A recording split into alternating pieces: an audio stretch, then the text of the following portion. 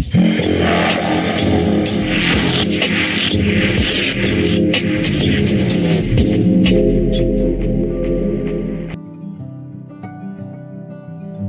everyone, I am Toshiba Reval Dodve. I am a science teacher from Vaishnavi Eminent Higher Secondary School, Barwani. Today we will study chapter first, matter in our surrounding for class 9. Matter around us. First of all, we will discuss about matter. Matter क्या होता है? Anything that have mass and occupy space. मतलब ऐसी कोई भी चीज जो मास occupy space occupy करके रखती है और उसके पास मास होता है. Second, made up of particles. मतलब जो मैटर होता है वो स्मॉल पार्टिकल्स से मिलकर बना होता है. एग्जाम्पल अगर हम देखें तो मैटर क्या है? ये मार्कर मैटर है, ये जो बोर्ड है वो भी मैटर है. मतलब मैं खुद भी एक मैटर हूँ. हमारे आसपास जो भी चीज है जो कि स्पेस ऑक्यूपाई करके रखी हुई है वो मैटर होगी. स्टेट्स ऑफ मैटर क्या क्या होते हैं? 3 टाइप के स्टेट्स होते हैं मैटर के, किसी भी मैटर के, जो कि होता है सॉलिड, लिक्विड और गैस. सॉलिड का अगर हम एग्जांपल ले तो वो होगा, मैं मेरे हिसाब से आपको एग्जांपल बताती हूँ, तो ये होगा आइस. लिक्विड में हम एग्जांपल उसी चीज का लेंगे, आइस का लिक्विड, वाटर. एंड गैस का एग्जांपल होगा water vapour. So in solid में क्या होता है? They have definite shape and volume. उनका डेफिनेट शेप होता है और वॉल्यूम होता है, मतलब कि वो कभी भी फ्लो नहीं करते हैं. Liquids they have indefinite shape and definite volume. मतलब उनका शेप डेफिनेट नहीं होता है लेकिन जो उनका वॉल्यूम होता है वो डेफिनेट होता है. कैसे?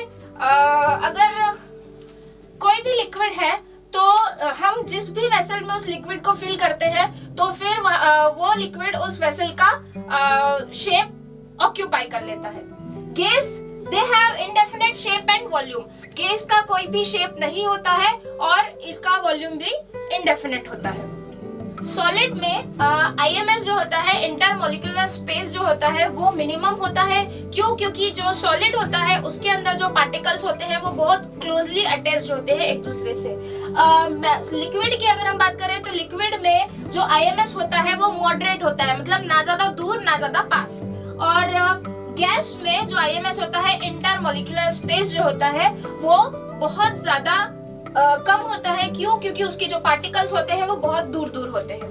फिर उसके बाद है IMFA, intermolecular force of attraction. तो इंटरमॉलिक्यूलर फोर्स ऑफ अट्रैक्शन ऐसा होता है, वो बिल्कुल IMS का अपोजिट होता है. अगर IMS ज्यादा होगा तो IMFA कम होगा. अब इन सॉलिड्स यहाँ पर IMS जो है वो मिनिमम है और IMFA जो है वो मैक्सिमम है. Intermolecular force of attraction maximum है. अगर ये मैक्सिमम है तो क्या होगा? सॉलिड के अंदर जो पार्टिकल्स होंगे वो एक दूसरे से क्लोजली अट्रैक्टेड रहेंगे.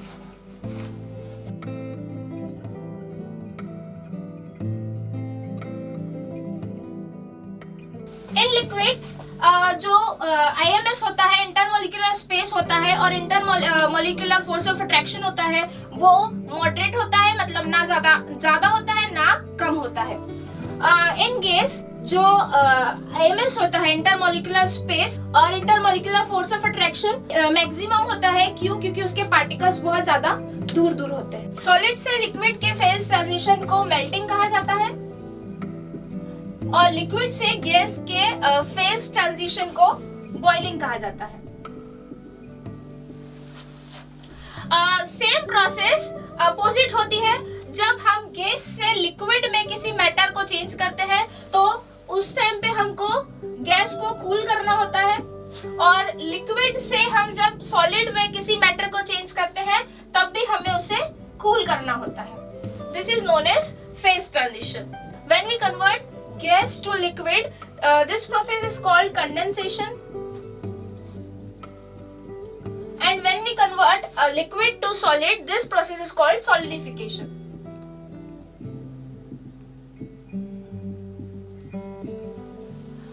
This is called phase transition. Now we will discuss some solids. कुछ ऐसे सॉलिड्स होते हैं जो अपनी डायरेक्ट स्टेट चेंज करते हैं सॉलिड से गैस में. उनमें कोई भी ऐसा फेज ट्रांजिशन नहीं होता है कि वो पहले सॉलिड से लिक्विड में ट्रांसफर होंगे फिर लिक्विड से गैस में ट्रांसफर होंगे।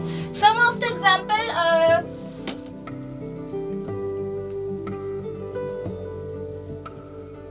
कैम्फर, कपूर जिसको हम बोलते हैं, कैम्फर में जो फेज ट्रांजिशन होता है डायरेक्टली सॉलिड टू लिक्विड होता है और उसके अंदर सॉलिड को जब हीट किया जाता है, जैसे हमने एग्जांपल लिया कैम्फर का,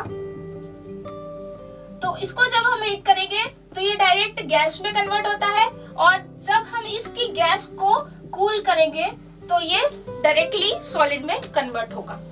कुछ सॉलिड्स ऐसे होते हैं जो लिक्विड में अपनी स्टेट चेंज ना करते हुए डायरेक्टली वो गैस में अपनी स्टेट चेंज करते हैं। Some solids are camphor,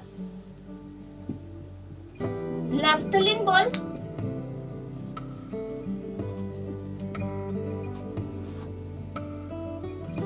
etcetera. Naphthalene balls क्या होती है? वो छोटी छोटी व्हाइट कलर की जो बॉल्स होती है जो हम कभी कभी कपड़ों में रखते हैं, उसे नैफ्थलीन बॉल कहा जाता है। इसकी और भी एग्जांपल्स है जो कि स्टेट डायरेक्टली अपनी स्टेट गैस में चेंज करते हैं।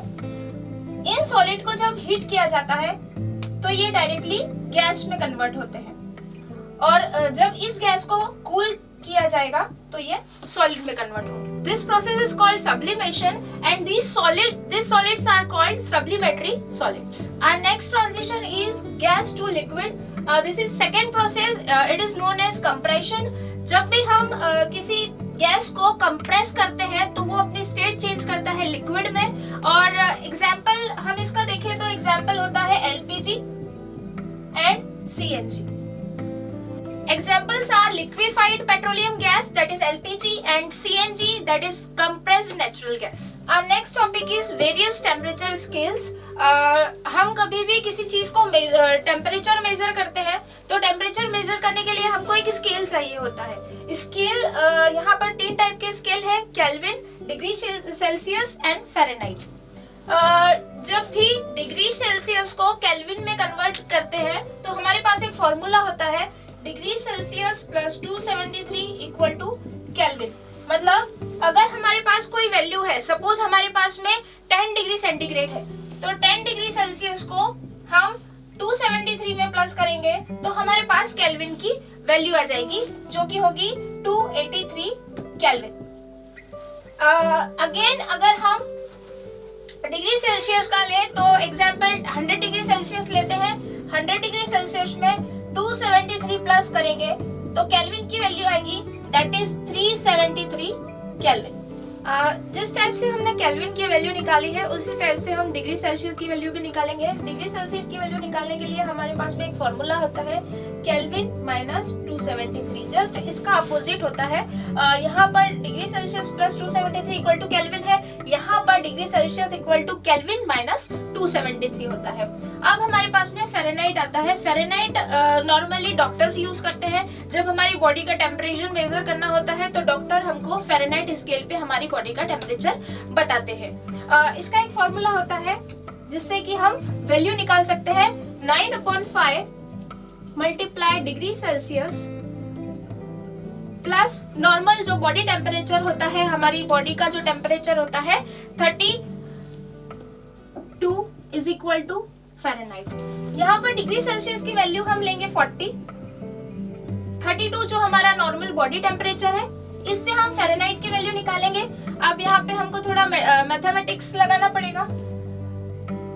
5 को हम कैंसिल आउट करेंगे 40 से जो कि होगा 8, 9 into 8 72 plus 32 is equal two degree Fahrenheit. इसकी वैल्यू होती है 104 डिग्री फ़ारेनहाइट। अगर हम ऐसे देखें तो डिग्री सेल्सियस में हमारा नॉर्मल टेम्परेचर होगा 40, लेकिन जब डॉक्टर हमको बताता है तो हमारी बॉडी का टेम्परेचर निकलता है 104। इसीलिए जो डॉक्टर्स होते हैं वो फ़ारेनहाइट स्केल यूज करते हैं।